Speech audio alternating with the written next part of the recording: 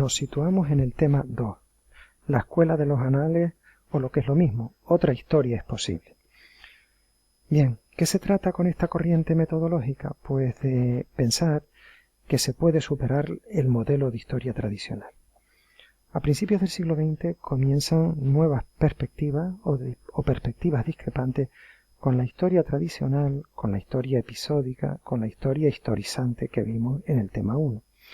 La comprensión científica del desarrollo histórico, obviamente, requiere nuevos elementos de análisis que la historia tradicional no sabía o no podía abordar. Aparecen nuevos factores socioeconómicos y las acciones colectivas como generadores de nuevo quehacer histórico. Aparecen autores como Marc Bloch o Lucien Febvre, que fundan en Francia la revista Annales de Histórico, Económico y Social, donde anuncian los presupuestos de la nueva historia allá por el año 1929. ¿Cuáles son las principales propuestas teóricas de esta corriente de pensamiento?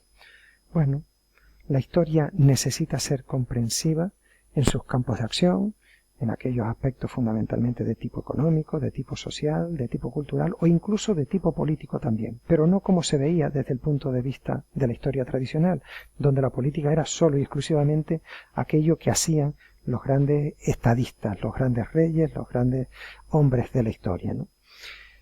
Otro de los apartados es que esta propuesta debe alejarse de la narración pura, centrada en los acontecimientos que rodean a las élites políticas, económicas y sociales.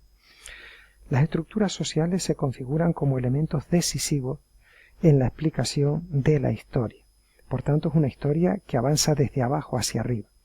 Y por otra parte, la historia como problema. No se trata tanto de responder como de formular preguntas, puesto que las respuestas vendrán con posterioridad, ¿no? Lo importante es la interrogación, cómo la historia ha dado paso a determinados hechos y a determinados procesos. Se consolida, por tanto, la concepción globalizadora, la concepción holista, la concepción totalizadora de la historia, es decir, la historia como un aspecto global que debe descifrar los distintos elementos que la integran. Por tanto, existe lo que se va a llamar la pluralidad de los tiempos, es decir, hay distintos tiempos para acotar determinados hechos, para acotar distintos procesos, y por tanto surge una nueva concepción de las fuentes históricas. Hay una debilidad de las motivaciones políticas en contraste con la historia tradicional. Vuelvo a insistir, la política entendida como se entendía en la historia tradicional, es decir, la gran política estatal de los grandes personajes históricos. Algunos estudios clásicos de esta corriente, pues bueno, habría que citar por supuesto a Marc Bloch, un libro destacadísimo sería Introducción a la Historia. Habría que hablar también de Ferdinand Brodel, con su libro La dinámica del capitalismo. Habría que hacer referencia también a Lucien Febvre, a través del libro titulado Combates por la Historia, que ha sido un libro de cabecera de la historiografía contemporánea, y habría que hablar también de Henri Pirenne en La historia de Europa.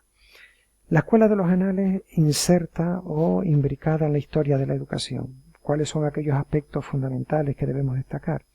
Bueno, del dato objetivo individual a la escuela como institución social, es decir, a la escuela como problema y por tanto como búsqueda de respuestas a determinados asuntos sociales, económicos, etcétera, etcétera.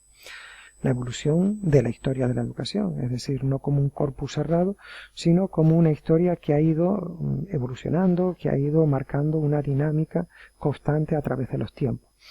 ¿Cuáles han sido, bueno, uno de los personajes fundamentales que ha dado pie a esta corriente? Bueno, podríamos hablar del propio Antonio Santoni Ruggiu, entre la escuela de los anales y el propio materialismo histórico que se verá a continuación. Y por último, bueno, pues la cuarta generación de los anales y los estudios culturalistas. Muy bien.